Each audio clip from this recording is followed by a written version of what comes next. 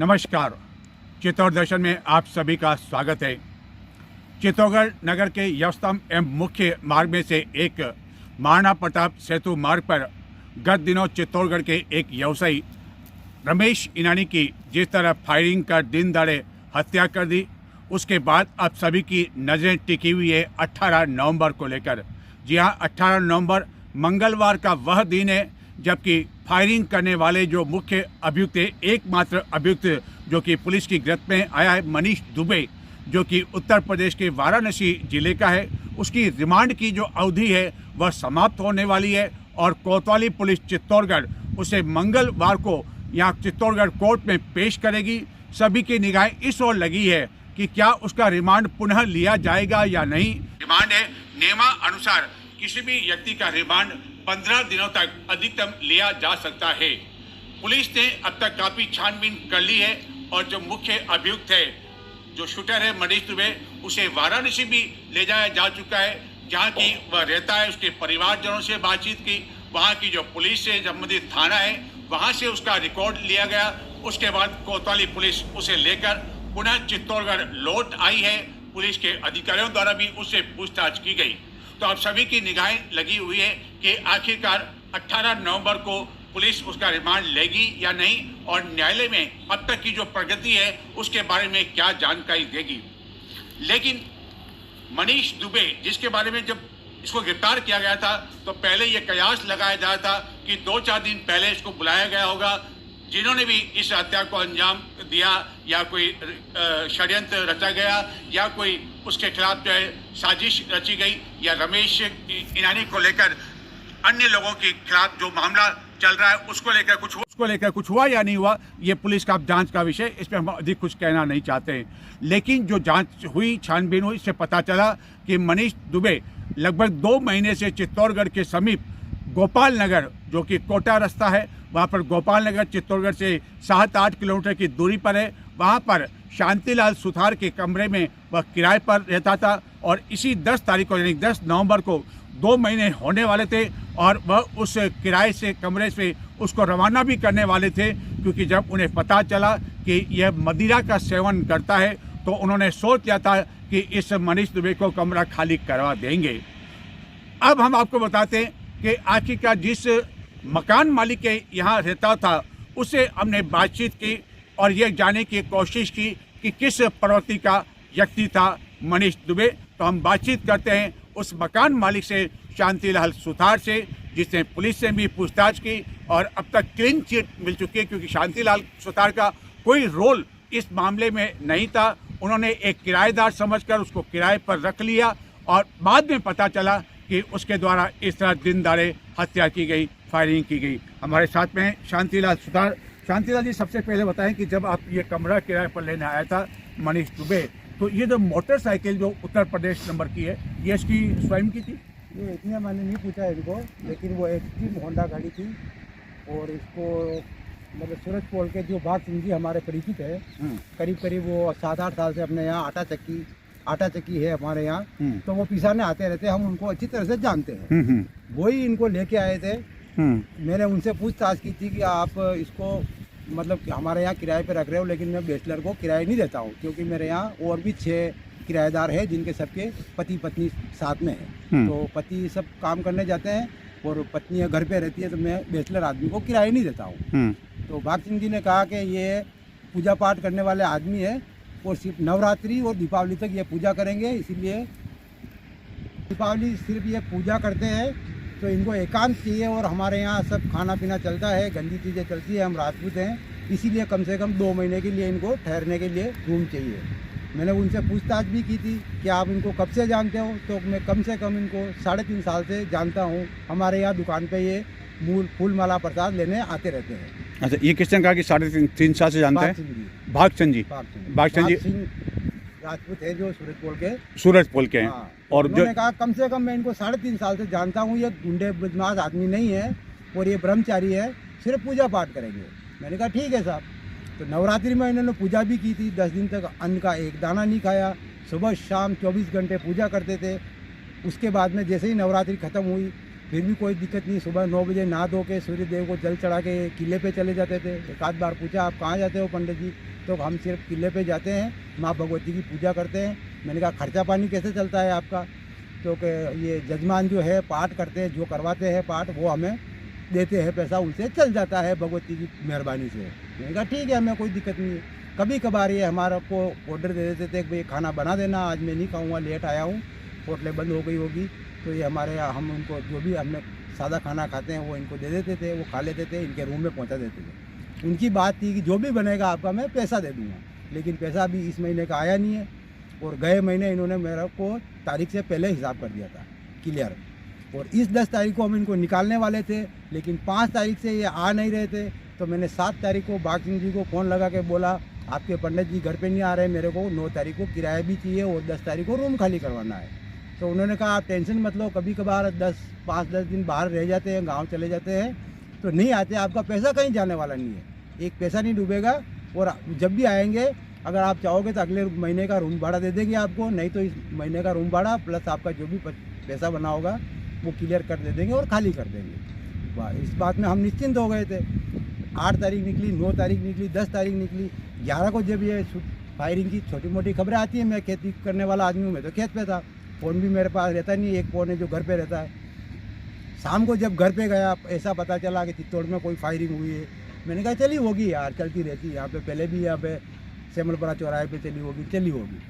जब 7:30 बजे मैंने बच्चे के फ़ोन में न्यूज़ देखी जिसमें इसका रंगीन फ़ोटो हेलमेट उतारते हुए दिखाई दिया गया, और मैंने खट से मेरे को पता चला अरे ये पंडित जी वही है जो अपने यहाँ रहते थे। बड़े भैया से मैंने तुरंत बोला, मैंने भाई साहब अपने यहाँ जो पंडित रहता था साला वो ऐसा आदमी है और उन्होंने आज फायरिंग की है, जो वो आदमी वो है, चलो हम कोतवाली चल के सूचना दे देते हैं। वो आटा चक्की चला रहे थे, पूरे आटे में हो रहे थे। उन्होंने कहा मैं ड्रेस चेंज कर लेता हूँ, हम चलते हैं।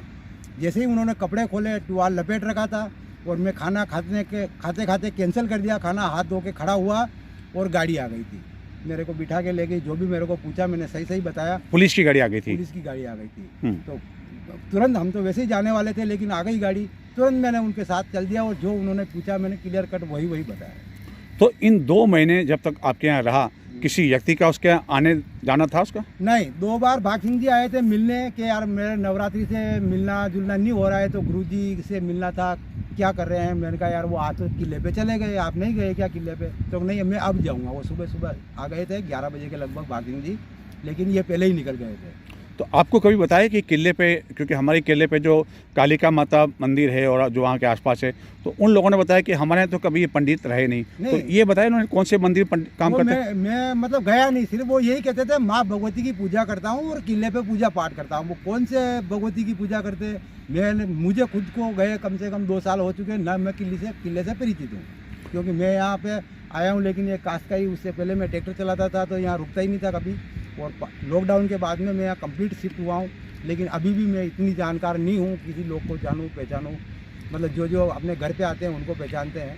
तो इस 2 महीने के दौरान कभी आपको लगा कि इसकी कोई संदिग्ध गतिविधि? 1% नहीं लगा। हमें उपदेश देते थे, अरे उपवास है तो इसमें लहसुन प्याज मत डालो, अरे आज गुरुवार है आप सेविंग क्यों कर दी? एक दिन मैंने सेविंग की थी तो उन्होंने कहा अरे आज गुरुवार है यार, आपकी गजब करते हो, सेविंग कर लेते हो। मैंने कहा हम तो मंगलवार का रखते हैं सिर्फ सेविंग करने का, बाकी तो कभी भी कर लेते हैं यार, जब टाइम मिले। सब काश्तकार आदमी है बस, मतलब मेरे को थोड़ा सा अगर डाउट होता तो मैं तो कब का खाली करवा देता। तो जब आपको ये मालूम पड़ा, जब आपने मोबाइल देखा, सोशल मीडिया से आपको पता चला कि अरे यह व्यक्ति तो वही है जहाँ अपने मकान पर रह रहा था, उस समय आपको कैसा शौक लगा? एकदम शौक क्या लगा, मेरे पैर कँपाने लग गए कि मैंने किस गुनहगार को घर में रख रखा था, पुलिस मेरे साथ क्या सलूक करेगी, ये पकड़ में आएगा नहीं आएगा। क्यों पकड़ में आया वो खबर नहीं आई थी मेरे को, वो मुझे नहीं मिली थी। वो तो बाद में जब मैं वहाँ गया और इसको पकड़ रखा था तब पता चला। बाकी वो न्यूज़ में तो सिर्फ वो हेलमेट उतारते हुए फ़ोटो ही देखा था मैंने, ये पकड़ में आया नहीं आया इसका मेरे को पता नहीं था।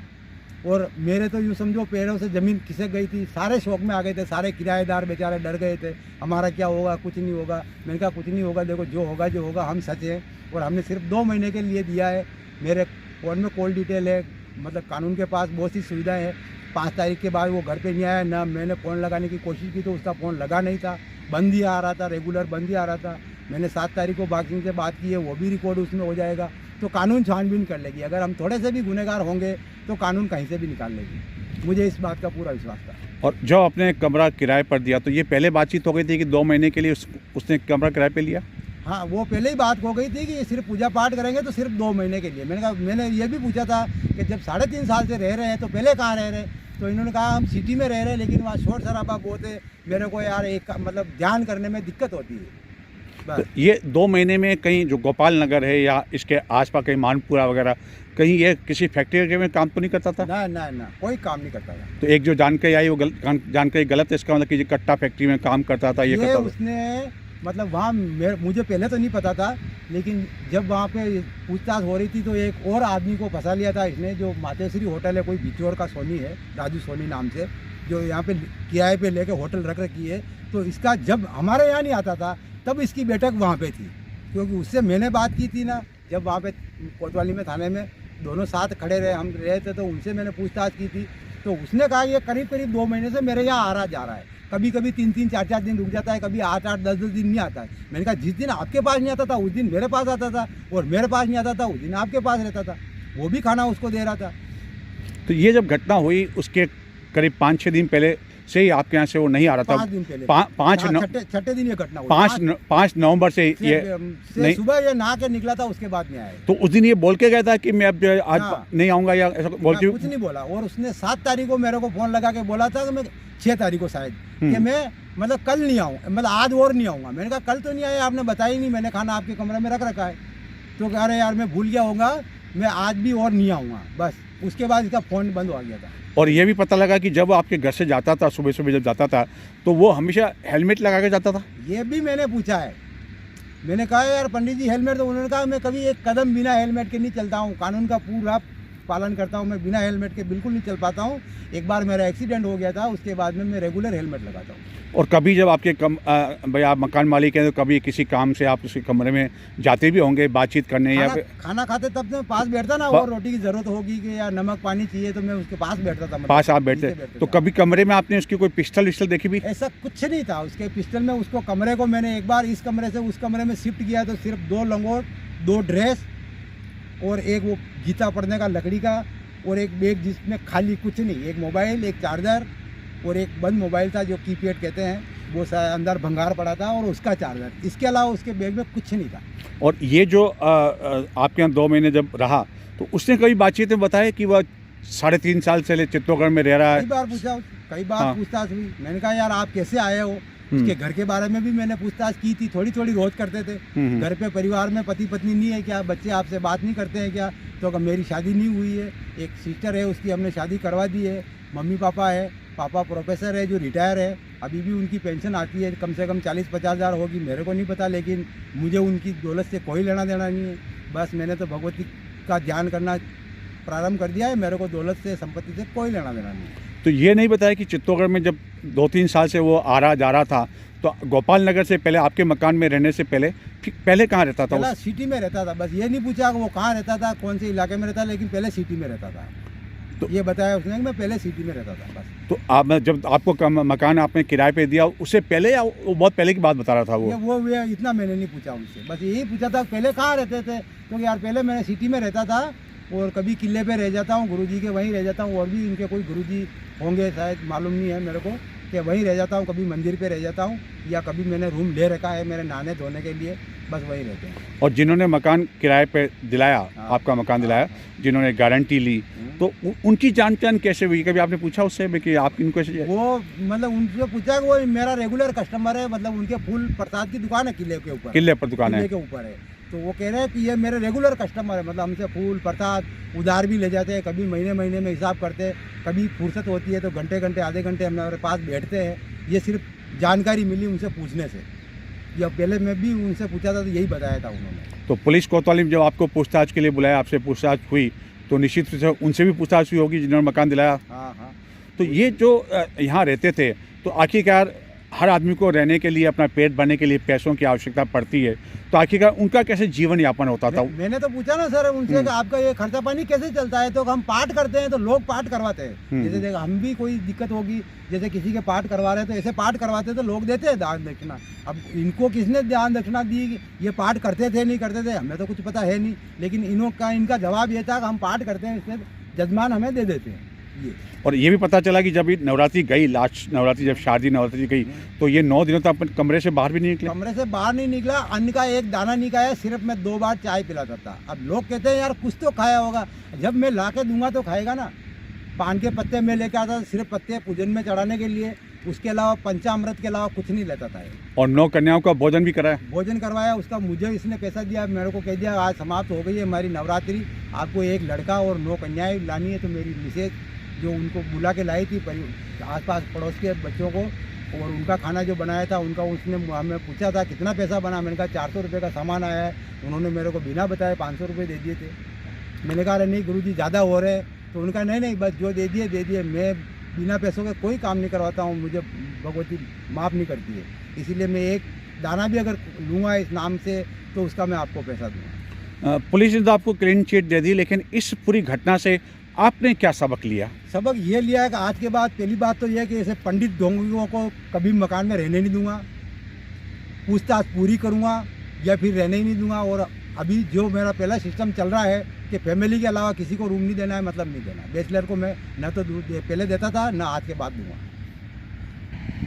तो ये शांतिलाल जी सुथार जिनके मकान में 2 महीने लगभग रहा, हालांकि जो जब घटना को अंजाम दिया 5 दिन से वह इनके मकान पर नहीं आ रहा था, कमरा किराए पर लिया। तो आपने बताया शांतिलाल जी ने अपने इस घटना से काफ़ी कुछ सबक लिया, लेकिन एक जानकारी ये भी जो कि बताया, आपने खुद ने बताया कि आपने उसका आधार कार्ड नहीं लिया था। तो अब आप क्या मानते हैं कि मकान यदि किसी को किराए पर देना चाहिए, तो क्या आपने ये बातें तो बताई आपने, क्योंकि किसी के चेहरे पर न लिखा होता है कि वो ढोंगी है या पंडित है या इस तरह शूटर भी था, तो अब और आप क्या सावधानी अब रखेंगे? सर मैं पहले भी जैसे मेरे किराएदार रहते हैं तो फैमिली वालों से भी मैं अक्सर आधार कार्ड लेता हूँ।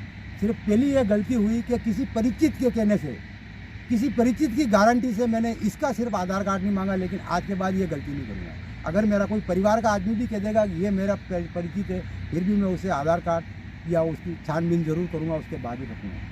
तो ये शांतिलाल सुथार, हालांकि हमने गांव से भी इनके बारे में काफ़ी कुछ जानकारी हासिल की और सभी ने बताया कि ये बहुत ही सज्जन व्यक्ति है और खेती बाड़ी का काम करते हैं। ये खेत जहां हम मुलाकात करने आए वहाँ ये सिंचाई का काम करते हैं, मेहनत मजदूरी करते हैं। हालांकि गत दिनों बेमौसम बारिश हुई, काफ़ी नुकसान भी हुआ।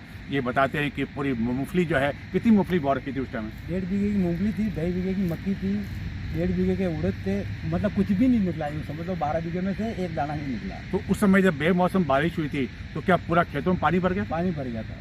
कितना पानी? ज़्यादा? काफ़ी पानी भर? लगभग मतलब ये भरा रहा, मतलब इसमें नितार नहीं है ना, तो भरा रहा, इसलिए वो सड़ गई फसल। मतलब इससे ज़्यादा तो नहीं बढ़ता है, लेकिन वो भरा ही रहा लगभग, तो जड़ तो सारी मूंगफली समाप्त हो गई, मक्का भी। तो ऐसे और भी जो है किसान, हालांकि तो सिंचाई का काम करते थे, लेकिन ऐसे और भी किसान हैं जिनका काफ़ी कुछ डूब गया इस बेमौसम की बारिश जब हुई थी अक्टूबर नवंबर के दौरान। काफ़ी कुछ उन्होंने खो भी दिया और अब वह नए सिरे से खड़े होने की कोशिश तो कर रहे हैं, लेकिन उनका खेत अभी भी गीला है, नमी भी है। क्या शांतिलाल जी आपके खेत में भी तो नमी है? अभी तो यूँ समझ लो 10 दिन इसमें गेहूँ नहीं बो पाता है, 10 दिन हकाई तक नहीं होगी 10 दिन तक। तो ये हालत जो हमारे कैमरामैन बताएंगे कि ये स्थिति है, यहाँ पे काफ़ी नमी है और बता रहे हैं कि 10 दिनों तक इस खेत में हकाई नहीं हो पाएगी क्योंकि मिट्टी काफ़ी अधिक गीली है और उसके बाद ही गेहूं की जो है बुआई देरी से हो पाएगी। लेकिन देरी से हो पाएगी तो इसके उत्पादन पर भी निश्चित रूप से इसका असर पड़ेगा। कई खेतों में अफीम की फसल भी बो चुकी है, लेकिन अब उन्हें भी काश्तकारों को लग रहा है कि अब सब कुछ ठीक ठाक तरीके से हो जाए ताकि अफीम की फसल अच्छी हो। हालांकि देरी से उन्होंने बुआई भी की। तो ये पूरा मामला हम इस तरह का था कि अब पेश किया जाना है मंगलवार को, यानी कि 18 तारीख को। तब सभी की नज़रें लगी हुई है कि आखिरकार 18 नवंबर को रिमांड अवधि बढ़ती है मनीष दुबे की या नहीं। नज़र डालते हैं चित्तौड़ दर्शन में कुछ और समाचारों की ओर। भीलवाड़ा हाईवे पर चित्तौड़गढ़ के समीप रोलड़ा पुलिया के पास रविवार देर रात्रि को 3 वाहनों के बीच भीषण टक्कर हो गई, जिसमें 2 ट्रक के चालक गंभीर रूप से घायल हो गए, जिन्हें चित्तौड़गढ़ भर्ती करवाए जाने के बाद उदयपुर रेफर कर दिया। इस घटना के कारण काफ़ी देर तक भीलवाड़ा मार्ग पर चक्का जाम रहा एवं 3 थानों के थानाधिकारियों के साथ ही भारी पुलिस जाब्ता मौके पर बुलाया गया और काफ़ी देर बाद इस मार्ग पर यातायात सुचारू किया जा सका।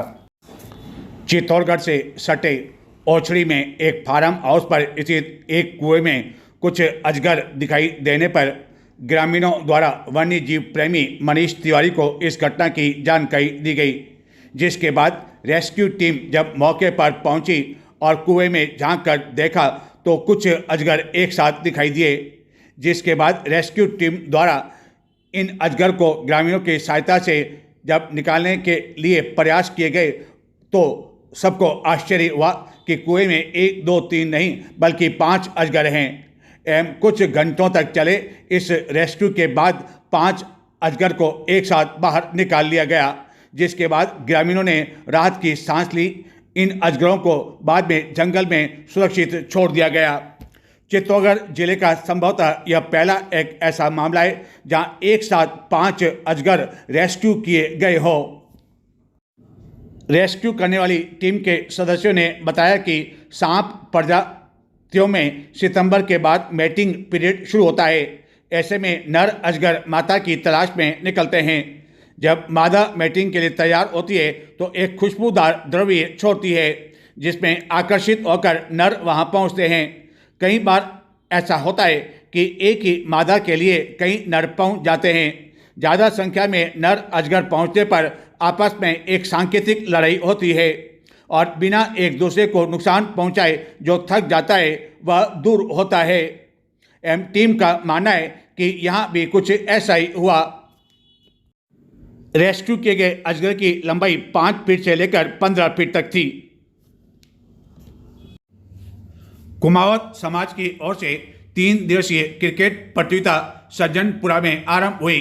चित्तौड़गढ़ के विधायक चंद्रभान सिंह आर्या के साथ ही भाजपा के अन्य पदाधिकारी महाराज अनुदास इस प्रतियोगिता के शुभारंभ के अवसर पर मुख्य अतिथि के रूप में मौजूद थे। प्रतियोगिता में कई टीमें भाग ले रही है। चित्तौड़गढ़ जिले के पारसोली थाना क्षेत्र में एक कलयुगी मां ने 7 दिन की नवजात बालिका को लावारिस हालत में छोड़ दिया था, जिसे चित्तौड़गढ़ स्थित महिला एवं बाल चिकित्सालय में भर्ती करवाया गया, जहां उसकी हालत स्थिर बनी हुई है। बालिका की देखभाल करने वाले चिकित्सकों एवं नर्सिंग स्टाफ के अनुसार उसे भर्ती करवाए जाने के बाद उसकी तबीयत में मामूली सुधार हुआ है एवं अगले कुछ घंटे इस बालिका के लिए काफ़ी महत्वपूर्ण माने जा रहे हैं।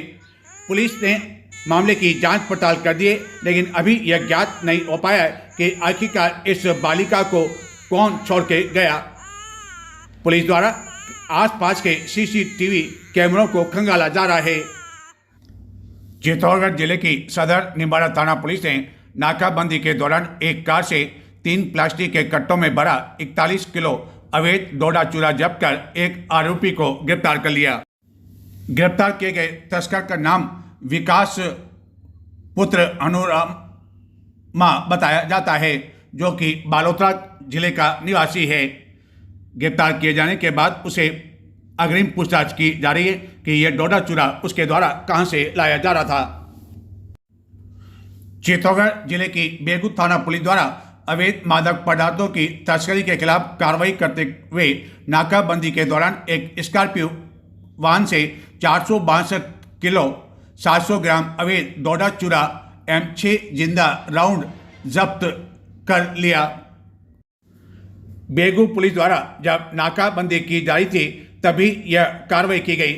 हालांकि इस दौरान स्कॉर्पियो में सवार तस्कर अंधेरा का फायदा उठाते हुए फरार होने में सफल रहा, जिसकी तलाश की जा रही है एवं यह भी पता लगाया जा रहा है कि यह डोडा चूरा कहां से लाया जा रहा था। पुलिस ने अज्ञात तस्कर के खिलाफ मामला दर्ज कर लिया है।